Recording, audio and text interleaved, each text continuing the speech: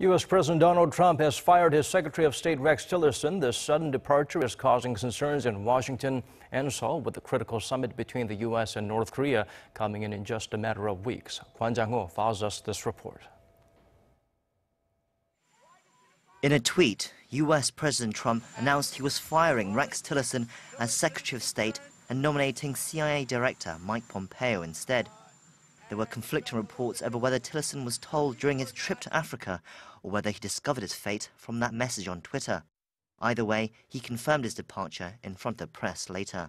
My commission as Secretary of State will terminate at midnight, March the 31st. I'll now return to private life as a private citizen, as a proud American, proud of the opportunity I've had to serve my country. The sudden nature of his dismissal was unexpected, but not surprising.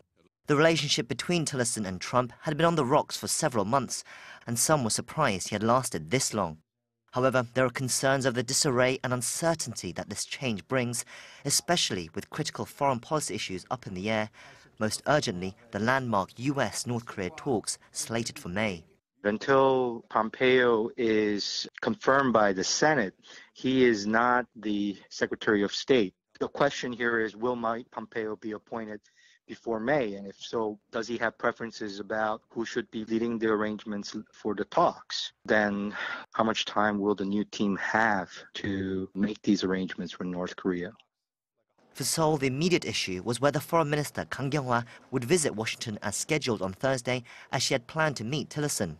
The Foreign Ministry confirmed that the visit would go ahead, saying that she would meet with the Deputy Secretary, John Sullivan, citing the need for continued communication between the two administrations at this important time.